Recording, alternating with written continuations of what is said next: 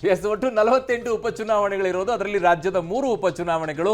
3 ರಾಜ್ಯದಲ್ಲಿರುವಂತಹ ಉಪಚುನಾವಣೆಗಳಲ್ಲಿ ಚನ್ನಪಟ್ಟಣದ ಬಗ್ಗೆ ಅತಿ ಹೆಚ್ಚು ಆಕರ್ಷಣೆ ಇದೆ ರಾಜ್ಯದಲ್ಲಿರುವಂತವರಿಗೆ.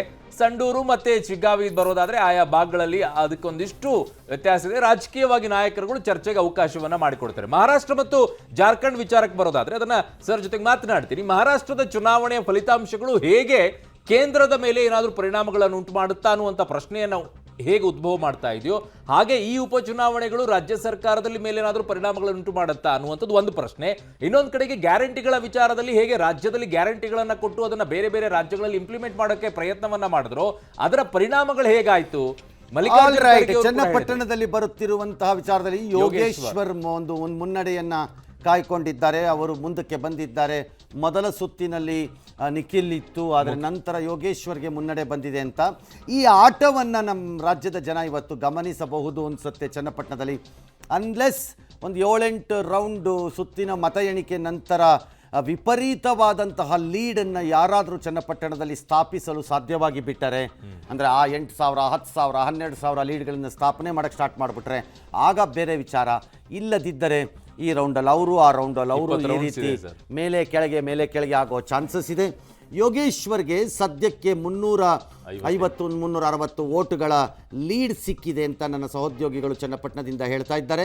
ಮೊದಲನೇ ಸುತ್ತಿನಲ್ಲಿ ಅದು ನಿಖಿಲ್ ಕುಮಾರಸ್ವಾಮಿ ಅವರಿಗಿತ್ತು, ಆದರೆ ಈಗ ಯೋಗೇಶ್ವರ್ಗೆ ಬಂದಿದೆ ಅದು ಅಂತ ಹೇಳುತ್ತಿದ್ದಾರೆ. ಆಲ್ ರೈಟ್, ನೋಡೋಣ ಚನ್ನಪಟ್ಟಣದ ಕುತೂಹಲ ಅಲ್ಟಿಮೇಟ್ಲಿ ಯಾರ ಪರವಾಗಿ ಆಗುತ್ತೆ ಅಂತ. ಹಾರಿ ಬಂದ ಅಭ್ಯರ್ಥಿಯನ್ನು ಗೆಲ್ಲಿಸುತ್ತಾರೋ ಅಥವಾ 3 ಬಾರಿ ಸೋತಿರುವವರನ್ನ ಗೆಲ್ಲಿಸುತ್ತಾರೋ. ಈ ಚನ್ನಪಟ್ಟಣ ಚುನಾವಣೆ ಫಲಿತಾಂಶ ಯಾರ ಮೇಲೆ ಹೆಚ್ಚಿನ ಪರಿಣಾಮಗಳನ್ನು ಉಂಟು ಮಾಡಬಹುದು ಸರ್? ಜಮೀರ್ ಅವರ ಮೇಲೆ, ಡಿ ಕೆ ಶಿವಕುಮಾರ್ ಅವರ ಮೇಲೆ, ಸಿದ್ದರಾಮಯ್ಯ ಅವರ ಮೇಲೆ? Zameer is A side kick ಆ ವಿಚಾರದಲ್ಲಿ. ಅದನ್ನ ಹೊಡೆಯಕ್ಕೆ ತಯಾರಿ ಮಾಡಿ ಇಟ್ಕೊಂಡಿದ್ದಂಗಿದೆ ಅಷ್ಟೇ. ಅದಕ್ಕೆ ಅದು ಮೇಯ್ನ್ ಆಗ್ಲಿಕ್ಕಿಲ್ಲ. ಚುನಾವಣೆ ಫಲಿತಾಂಶ ಬಂದ ಮೇಲೆ ಸೋತ್ರ ಬೇರೆ ಪ್ರಶ್ನೆ. ಬಟ್ ಮೇಯ್ನ್ ಆಗಿ ದೊಡ್ಡ ಪರಿಣಾಮವನ್ನು ಕುಮಾರಸ್ವಾಮಿ ಮೇಲೂ ಬೀರುತ್ತೆ. ಮುಗಿದೇ ಹೋಯ್ತು ಅವ್ರ ಕತೆ ಅಂತನೋ ಅಥವಾ ಡಿ ಕೆ ಶಿವಕುಮಾರ್ ಕತೆ ಮುಗಿದೋಯ್ತು ಅಂತನೋ ಅಲ್ಲ ಅದು. ಕಾರಣ ಯಾರಿಗೂ ಏನು ಆಲ್ಟರ್ ಆಗಲ್ಲ. ಇದಾದ ತಕ್ಷಣ ಕುಮಾರಸ್ವಾಮಿ ರಾಜೀನಾಮೆ ಕೊಟ್ಬಿಡ್ತಾರೆ ಕೇಂದ್ರ ಮಂತ್ರಿಗೆ ಅಂತನೋ, ಡಿ ಕೆ ಶಿವಕುಮಾರ್ DCM ಬಿಟ್ಟುಬಿಡ್ತಾರೆ ಅಂತ ಏನು ಇಲ್ಲ ಅಲ್ಲಿ. ಬಟ್ ಒಂದು ಪ್ರಾಬಲ್ಯ ಸ್ಥಾಪನೆಗೆ ಸಹಾಯ ಆಗತ್ತೆ ಮತ್ತು ಮುಂದಿನ ಚುನಾವಣೆಗಳಿಗೆ ಒಂದು ಭೂಮಿಕೆಯನ್ನು ತಯಾರಿ ಮಾಡ್ಕೊಂಡಂಗೆ ಕಾಣುತ್ತೆ ಎರಡೂ ಪಕ್ಷಗಳಲ್ಲಿ. ಬಟ್ ಡಿ ಕೆ ಶಿವಕುಮಾರ್ ಹೇಳ್ಕೊಳ್ಳೋಕೆ ಒಂದು ಅವಕಾಶ ಸಿಗುತ್ತಲ್ಲ ಸರ್? ದೇವೇಗೌಡರೇ ಬಂದು ಇಲ್ಲಿ ನಿಂತ್ಕೊಂಡ್ರು ಕೂಡ ಒಕ್ಕಲಿಗರ ಪ್ರಾಬಲ್ಯದಲ್ಲಿ ನಾನೇ ಹೆಚ್ಚು ಮೆರೆದೆ ಅಂತ ಹೇಳ್ಕೊಳ್ಳೋಕೆ ಒಂದು ಅಸ್ತ್ರ ಸಿಕ್ಕಂಗಾಗತ್ತೆ ಅಲ್ಲ? ಗೆದ್ದಾಗ ಎಲ್ಲ ನಮ್ಮಿಂದನೇ ಗೆತ್ತು ಅಂತಾನೆ ಇರುತ್ತೆ, ಸೋತಾಗ ಯಾರೋ ಬೇರೆಯವರಿಂದ ಸೋತ್ವಿ ಅಂತಾನೆ ಇರುತ್ತೆ. ಚನ್ನಪಟ್ಟಣದಲ್ಲಿ ಬೇಸಿಕಲಿ ಕಾಂಗ್ರೆಸ್ಗೆ ಬಹಳ ದೊಡ್ಡದಾದಂತಹ ಬೇಸೇನಿಲ್ಲ. ಅಲ್ಲಿ ಕಾಂಗ್ರೆಸ್ ಫೈಟ್ ಮಾಡ್ತಾ ಇರೋಂಥದ್ದು ಅಫ್ಕೋರ್ಸ್ ಅವರ ಸಂಘಟನೆ, ಸರ್ಕಾರ, ಹಣಬಲ, ಟೀಕೆ, ಬೆಂಬಲ ಎಲ್ಲ ಇರಬಹುದು. ಪ್ರಮುಖವಾಗಿ ಯೋಗೇಶ್ವರ್ ತನ್ನದೇ ಆದಂತಹ ವರ್ಚಸ್ಸು ಹಾಗೂ ಅನಾಯಾಸವಾಗಿ ಬರುವಂತಹ ಮುಸ್ಲಿಮರ ಮತಗಳು, ಇವೆರಡೂ ಅವರ ಬೇಸಾಗಿ ಅವರು ವರ್ಕ್ ಮಾಡ್ತಿದ್ದಾರೆ ಒಕ್ಕಲಿಗರ ಮನಸ್ಸನ್ನು ಗೆಲ್ಲುವತ್ತ. JDSಗೆ ಒಂದು ಬೇಸ್ ಇದೆ ಅಲ್ಲಿ, ಆಸ್ ಎ ಪಾರ್ಟಿ ಇದೆ.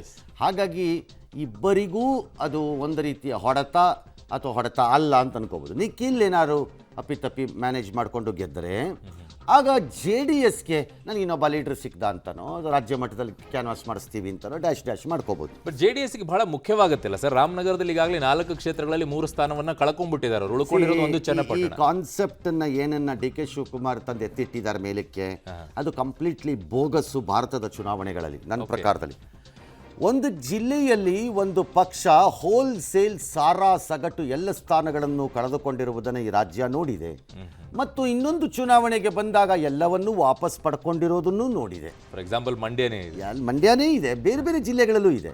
ಬಳ್ಳಾರಿನಲ್ಲಿದೆ, ಮಂಡ್ಯನಲ್ಲಿದೆ, ಈ ರೀತಿ ಸುಮಾರು ಜಿಲ್ಲೆಗಳು ನಿಮಗೆ ಸಿಕ್ಕತ್ತೆ. ಅಂದರೆ ಎಲ್ಲವೂ ಅಲ್ಲದೆ ಇರ್ಬೋದು, ಮೆಜಾರಿಟಿ ವೈಸು.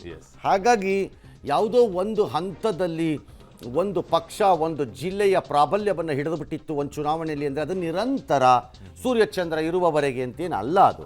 ಹಾಗಾಗಿ ಈ ಕ್ಷಣಕ್ಕೆ ಅವರೀಗ ಚನ್ನಪಟ್ಟಣವನ್ನು ಕಾಂಗ್ರೆಸ್ ಗೆದ್ದರೆ 4-4 ನಮ್ಮದು ಜಿಲ್ಲೆ ಮುಗಿಸ್ಬಿಟ್ವಿ ಇಲ್ಲಿ JDSನ ಅಂದರೆ ನೋ, ಇಟ್ಸ್ ರಾಂಗ್.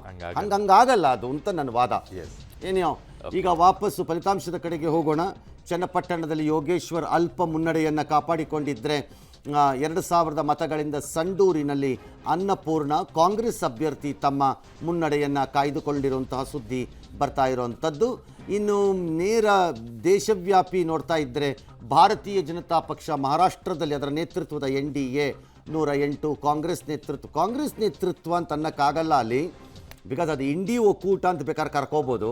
ಬಿಕಾಸ್ ಅಲ್ಲಿ ಕಾಂಗ್ರೆಸ್ಸು 3ನೇ ಪಕ್ಷ, ಅಲ್ಲಿ ಆ ಒಕ್ಕೂಟದ ಒಳಗಡೆ ಅದು 3ನೇ ಪಕ್ಷ ಸ್ಥಾನಗಳ ಆಧಾರದಲ್ಲಿ. ಕಳೆದ ಬಾರಿಗೆ ಮೊದಲು ಶಿವಸೇನೆ, ನಂತರ NCP, ನಂತರ ಕಾಂಗ್ರೆಸ್. ಅದು ಹಂಗಾಗಿ ಅದು ಕಾಂಗ್ರೆಸ್ ಲೆಡ್ ಅಲ್ಲ. ಅದು ಏನೋ BJP ಕಾಂಗ್ರೆಸ್ ಅಂತ ನಮ್ಮ ಬಾಯಲ್ಲಿ ತಕಪಕ ಎಂದು ಕುಣಿದಾಡುವುದರಿಂದ ಹಾಗೆ ಇಟ್ಕೋಬಹುದೇನೋ.